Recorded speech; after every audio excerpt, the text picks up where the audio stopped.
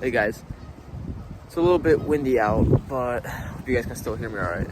I'm gonna do something a little bit different actually. I'm gonna actually flip the camera for this video and I'm gonna let you guys see my little nature trail walk. Okay, so this is my usual walk. I like to connect with these trees. But today's topic is, and I do want to give a bit of a trigger warning here. Suffering is an illusion. Now, before you go crazy, let's discuss why we might think it's real. You know, it feels very real, right? It's definitely can cause emotional reactions in us. You know, we see things outside of ourselves, and you know, we're quick to say, "Oh, it's that thing. That thing caused me suffering. I'm suffering because of it. I'm a victim of my circumstances. These things are causing me hardship, and now I'm reacting to it." You know, but that goes with any scenario, really. Like, your reaction is an internal reaction. Okay, it's a reflection, but rather the outside circumstance is the reflection of your internal circumstance. Okay, so the universe is nothing but a mirror for you. And, you know, the more you suffer on the inside, the more you see things that make you suffer on the inside. And then the more you suffer on the inside, and it keeps going until you decide to react, or rather respond consciously rather than react unconsciously to whatever you may be seeing. And you may be saying, "Oh, you don't understand, I'm depressed, or I have anxiety, or whatever, all these things." And I can say that I do understand. I've gone through these things myself. You know, and these are actually great catalysts for your spiritual awakening because suffering is one of the greatest, suffering and pain are one of the greatest catalysts for change, right? We don't want to suffer. We want to be happy in our lives. And those external circumstances and then causing our internal circumstances will push us to change something, whether it's on the outside, but usually that doesn't work because that's action orientated, but it can have effects, obviously, such as like leaving a traumatic relationship, a toxic relationship. That's actually quite a good conscious response to your situation. But most importantly, before that action will come the inner work, right? So the realization that you don't have to be in that relationship will push you to leave, because now you've set a new standard for yourself and you realize your worth for your life, and that there's no need really to be in that situation anymore because you've understood the lesson, right? So the suffering can be as long as you need it to be, right? You will continuously be faced with more suffering until you get the picture of your recurring theme in your life. I think I'm gonna turn around here. It's the end of the trail. This is where I usually start. So, once you learn your lessons, it's kind of like you don't need that suffering anymore. And you can transcend it and move on to the next mission in your life, or next things you may not have healed in your body. So in a sense, that's what suffering really is. It's the universe exposing your shadow self, the things that you haven't healed in your body on the exterior. Isn't that great how that works? So you can't really complain about, well, I don't know what I need to heal. Well, just look at what causes you suffering on the outside. Okay? But let's talk about why suffering is actually an illusion. So, when you suffer, who is doing the suffering? Right? It's a great question to ask, and has been posed by, channeled works like The Law of One by people like Eckhart Tolle. They have these realizations. Who is really suffering? And then they wake up and they're like, oh, well, it wasn't me. The soul that I am Soul can't suffer.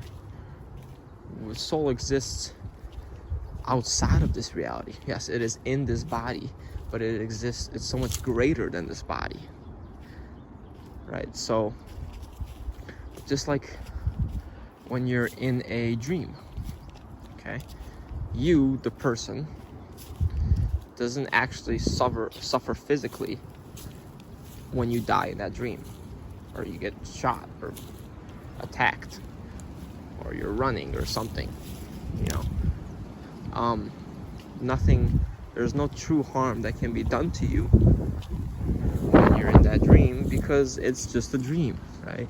Just like this reality. We are, in essence, the video game player, but also the video game character at the same time. So if we're the person behind the screen, moving the person inside the screen, and the person inside the screen dies, yes, we might not be happy altogether that our character may have died, but there's no real harm done to us in the first place, which brings me to the fear of death. The fear of death is irrational when you understand how our universe truly works, how we are, in essence, playing a game. You hear all this talk of simulator reality, and you know, this is some kind of computer program.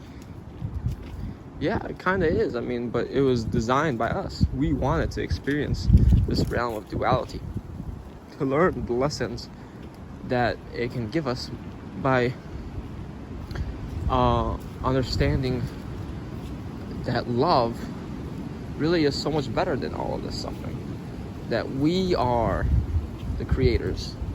We are in control of our own realities and of our own suffering, really. If someone comes up to you and insults you in 60 million different ways, you can choose to get upset at only 59 million. Or, sorry, at only 1 million. And the other 59 million are useless to them. They have no power over you, right? But what if you choose to get upset at 0? What if you choose that none of those actually bother you? Because that is simply the other person's business, what they think of you. Right? It's your own choice.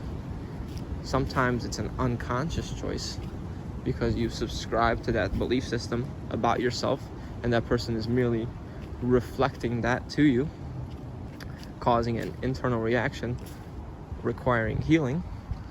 Universe all at work again.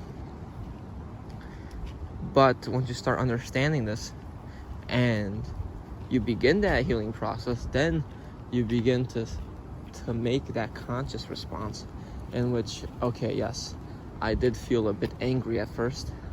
That's okay. This doesn't need a response from me. I do not need to respond to this individual's choice of insulting me with more offensive remarks. I don't need to fight fire with fire. You know, I was on Twitter the other day and I made a comment about how violence really isn't the answer to solving a corrupt system. And, you know, many people got triggered and they started insulting me and calling me, attacking my race, attacking, you know, other things about my personality that had really nothing to do with the argument. So I chose not to respond to those people because there was no point in even engaging them. And if I did respond, all I said was thank you or have a nice day. And that's really how you end up changing someone. If you just really decide that you're healing more now and you can start making an impact, is by responding with love. Love is really all that is, and everything else is a transition away from love, right? So fear is just this absence of love, just like cold is an absence of heat. The farther you get away from the sun, the more you experience what you may deem as cold.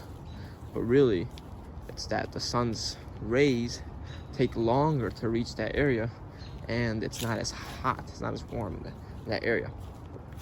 Just like a person that is angry or in fear, they haven't connected with their true source as much, and it's become this sort of emptiness and lack of love because they've shut themselves off to it.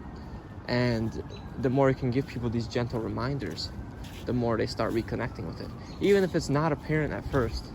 I've had plenty of times where I thought back to certain scenarios in which I've acted angrily and I've responded or reacted unconsciously, and I was like, wow, that person really could have said a lot more and really could have fueled the fire a lot more if they were as unconscious as I was, and it could have gotten pretty heated, right? That's not really necessary. You only experience as much pain as you really want, right? So now, saying that suffering is an illusion doesn't mean that you need to stay in a situation that actually causes you suffering in this 3D world, because now you think, I told you it's an illusion, and just because someone told you it's an illusion, now you have to put up with that stuff. No, it's really very real in our 3D reality, but from a divine concept, it is truly an illusion, because there's nothing outside of love. It doesn't make sense outside of this reality, since there's no such experience. That experience only happens here, okay? It only happens in the video game. The player knows nothing else but love. The player plays the game to see and experience other things. It's like a fragmentation of ourselves. When God fragmented itself, it created the possibility for things to stray away from God, and that was really on purpose. And just like the more we fragment ourselves through our creations, such as technologies, we create the possibility for more and more corruption, because we break ourselves down lower and lower. That's why God created these lower dimensions, to experience different lessons and different aspects of itself. So, and also, just to give another example, like, suffering is kind of like time. It's very real in this realm, because our bodies age through time. We experience linear time, how we move through it, how long it takes us to do things. But outside of this reality, there is no time. It's all happening at the same, in quotation, time, right? And the same with suffering. But I guess my point is that you can choose what suffering you want to experience. If you don't want to experience these suffering situations, you heal and then move on from them. Right? If you see yourself changing and another person staying the same, you don't need to be in connection with that person anymore, because they are at a different vibration now, and you've set the bar higher. You've raised the standard for yourself. And sometimes you just have to cut your energetic ties with people, because that signals to the universe that you no longer accept this form of suffering, and you've moved on and you've learned your lessons. Okay, so I hope you guys enjoyed my little nature walk here, and I switched it up a little bit rather than just looking at my face the whole time. Now you guys get to see some leafless trees for now, but spring is upon us. Yeah, so I hope you guys got some insights out of this. I hope you guys have a wonderful day. Take care.